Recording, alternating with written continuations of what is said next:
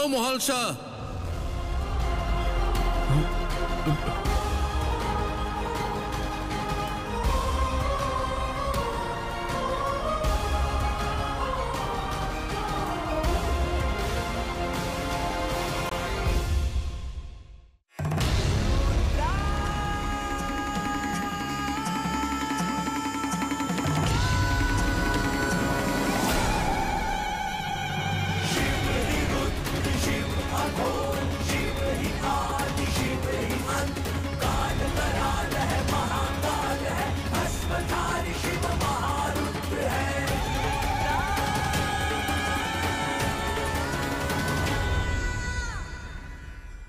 তুমি যা খুশি সিদ্ধান্ত নেবে আর আমি তাতে রাজি হব।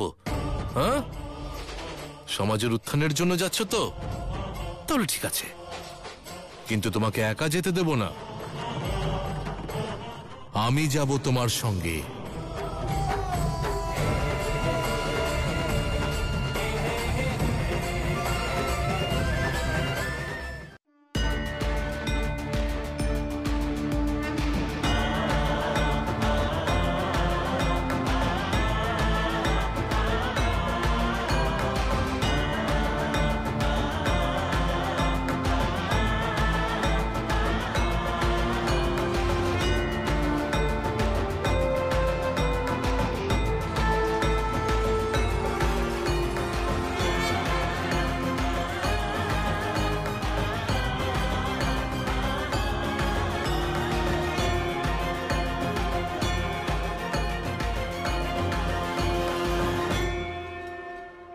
মহালসা,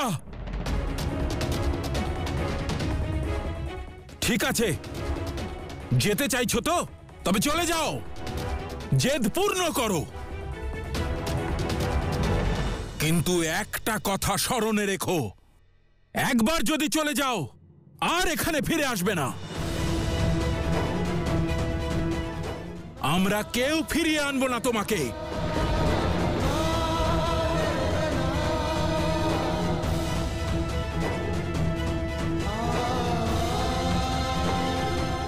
মহালসা, মা,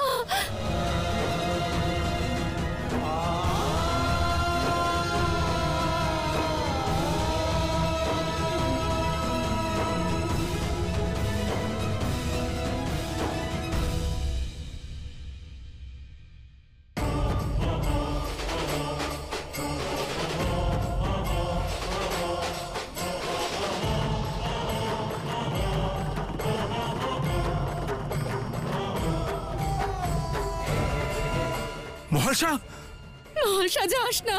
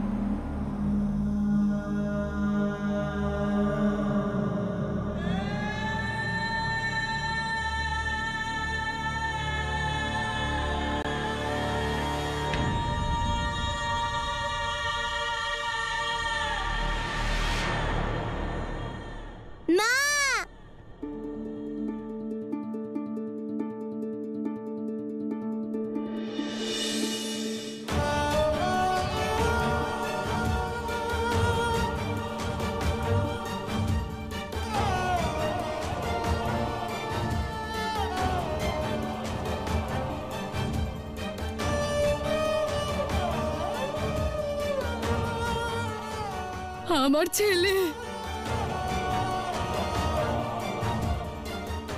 সরল ও নির্দোষ, সমাজের এত নিয়মও বোঝে না।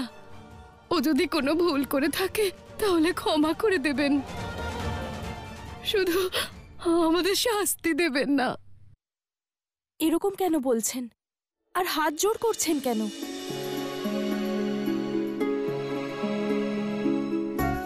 ক্ষমা চাইবেন না,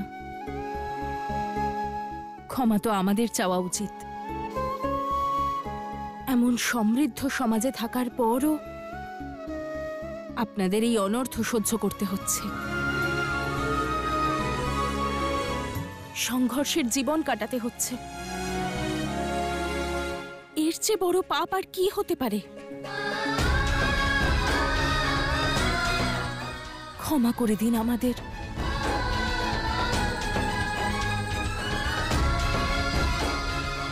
এ তো আমরা সেই জন্ম থেকে ভোগ করছি, জানি না মহাদেব আমাদেরকে কবে দয়া করবেন।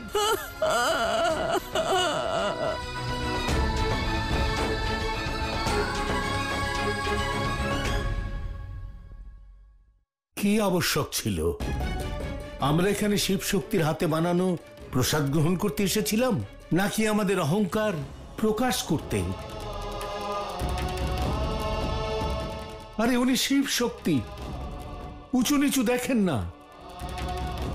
উনি শুধু করুণা বিস্তার করেন, অহংকার নয়। দেবরাজ হয়েও নিজের ক্রোধের কাছে পরাজিত হলেন, নিজের উপর নিয়ন্ত্রণ রাখতে পারলেন না। কত আনন্দে ছিলাম আমরা যে ধীরে ধীরেই হোক তারা দুজন কাছে আসছিলেন। নিজের অস্তিত্ব জানতে পারার অন্তিম পর্যায়ে এসে পুনরায় শিব শক্তি হচ্ছিলেন। আপনার এই অহংকার শিব শক্তির লীলাকে গ্রাস করেছে ইন্দ্রদেব। নিয়তির এই চক্রে বাধা উৎপন্ন করেছেন আপনি দেবরাজ। এখন না জানি ওনাদের আর কত সময় লাগবে নিজেদের সত্য জানতে আর পুনরায় কৈলাসে ফিরতে। আর ওই মল্ল তো সুযোগের অপেক্ষায় রয়েছে। ইন্দ্রদেব, আপনি যা করেছেন তার সুযোগ নিয়ে এই পরিস্থিতির সুবিধে নেওয়ার জন্য। ভুলে গেছেন ইন্দ্রদেব, মল্লর মতো পাপীর বিনাশের জন্য শিব শক্তির একে অপরকে চিনতে পারা কতটা প্রয়োজনীয়। কিন্তু আজ আপনার জন্য। শান্ত হন দেবী। শিবশক্তির জীবনের প্রতি পদক্ষেপে, প্রতি অধ্যায়ে এক উদ্দেশ্য লুকিয়ে থাকে, সংসারের জন্য একটি শিক্ষা থাকে। আর এখন যে ঘটনা আপনাদের অশুভ মনে হচ্ছে তা শীঘ্রই এক শুভ সংবাদ নিয়ে আসবে। আমার পূর্ণ বিশ্বাস যে শিবশক্তি পুনরায় তাঁদের স্মৃতি ফিরে পাবেন। ততক্ষণ আপনারা সবাই এই লীলার আনন্দ নিন আর সেই সময়ের প্রতীক্ষা করুন।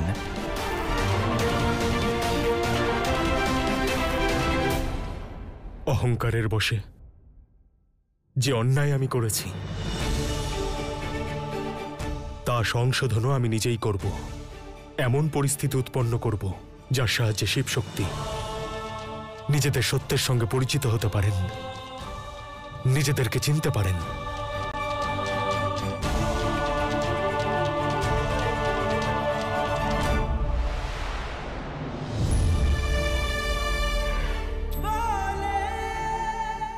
মহাদেব কখনো কারোর সুখ ছিনিয়ে নিতেই পারেন না। মহাদেব কারোর পরীক্ষা নেন না।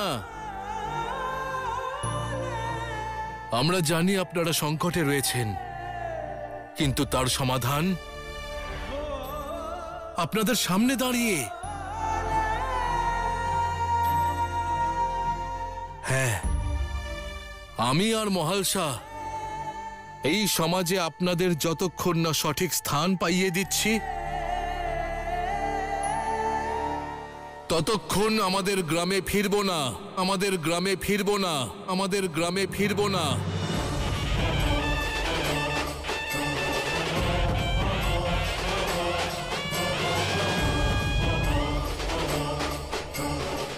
মার্তণ্ড, তুমি আমার জন্য? এটা তোমার জন্য নয়, আমাদের জন্য করছি। এই সংঘর্ষ তোমার একার নয়, এটা আমাদের।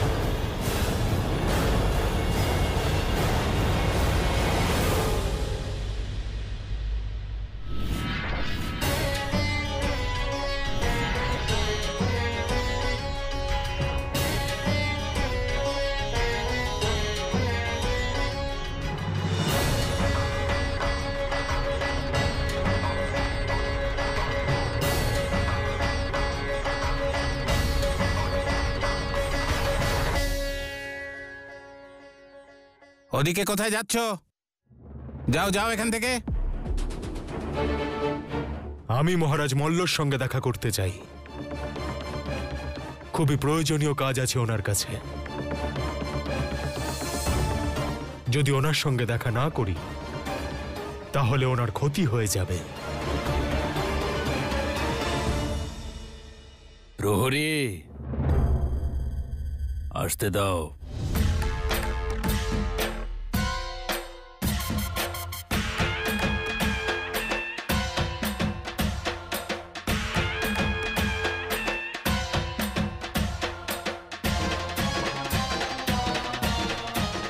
কে তুমি? হ্যাঁ, তোমার রক্ষক। তোমার কালের হাত থেকে তোমায় বাঁচাতে এসেছি। একান্তে কথা বলা যেতে পারে? তোমারই মঙ্গল হবে তাতে।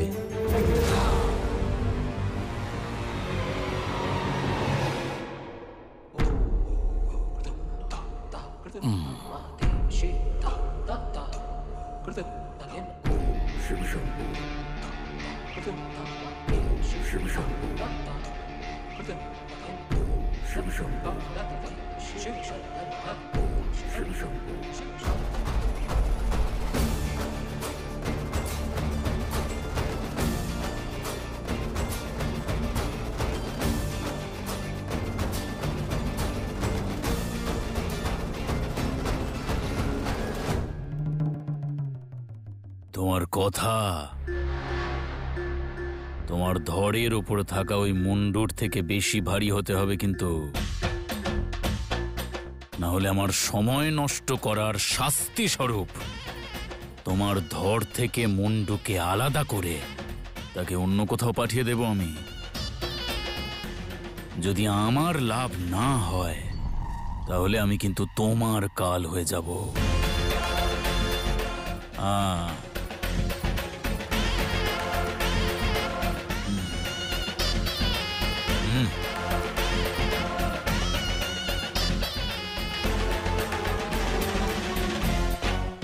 নাও, চলে গেছে সবাই।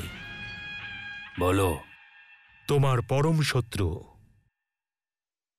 মহালসার মার্তণ্ড শিবতন্ত্রের প্রতিকারের খোঁজে বেরিয়েছে। আর যদি উনি জানতে পারেন যে সেই তন্ত্র যেটা বহু বছর ধরে মহালসাকে মন্দিরে প্রবেশ করার থেকে আটকাচ্ছে সেটা কার, আর তোমারই তন্ত্রের জন্য মার্তণ্ডের মাতা নিজের প্রাণ হারিয়েছেন, তাহলে ভাবো মল্ল তোমার কি হবে?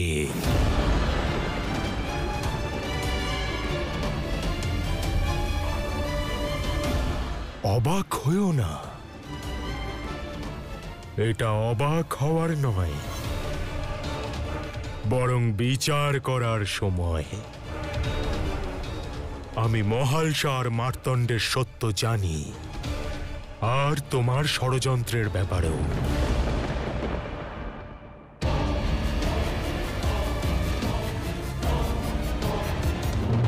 যদি ওরা দুজন এক হয়ে যায়, তাহলে ভাবো যে তোমার মস্তক ওনাদের ত্রিশূল দ্বারা ছেদ হয়ে মাটিতে পড়ে থাকবে।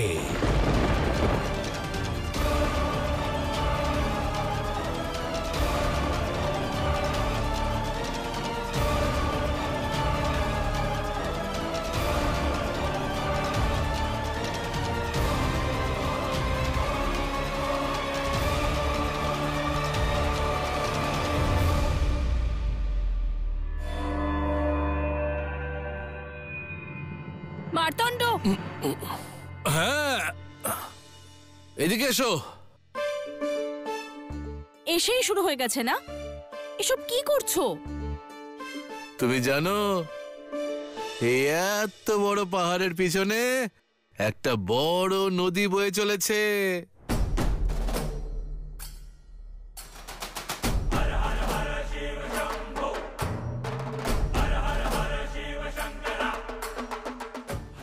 শুধু একবার এই পর্বতের একটা বড় ভাগ ভেঙে ফেলি, তাহলে সেই নদীর জল সোজা ওই গ্রামে।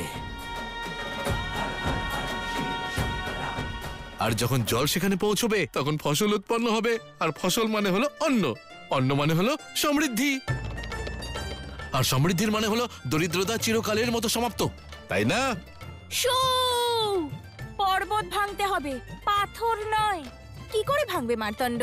আরে, যখন উদ্দেশ্য শ্রেষ্ঠ আর সঙ্গী সর্বশ্রেষ্ঠ হয়, তখন সব লক্ষ্যই সহজ হয়ে যায় রে বাবা, তাই না? হ্যাঁ, চলো তাহলে।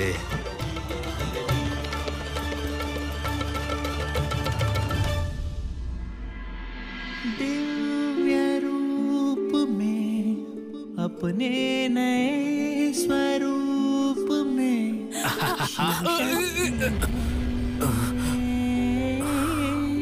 पुनः मिले,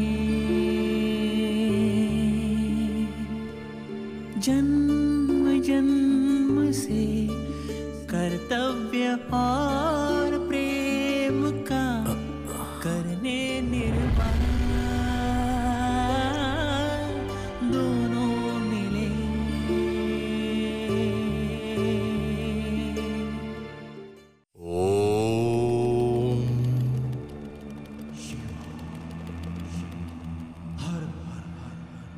কখনো সারস পাখি দেখেছেন? তীব্র রোদ হোক অথবা প্রচন্ড ঠান্ডা, নদীর তটে অপলক ভাবে এক পায়ে দাঁড়িয়ে থাকে, আর যে মুহূর্তে সঠিক সময় আসে, তখন একটি প্রহার, একটি উদ্দেশ্য সম্পূর্ণ হয়। একটি মাছ তার চঞ্চুতে থাকে। এর অর্থ কি এটাই যে সারস পাখি সর্বশ্রেষ্ঠ শিকারী?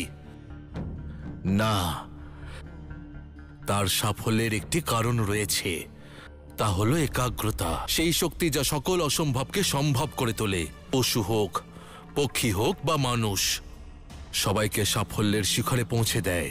যখন একজন বিদ্যার্থী নিজের লক্ষ্যের প্রতি একাগ্রচিত্ত হয়, তখন ভাগ্য আর ভবিষ্যৎ তার সামনে মাথা নত করে। সে জীবনের সকল পরীক্ষায় উত্তীর্ণ হতে পারে। ও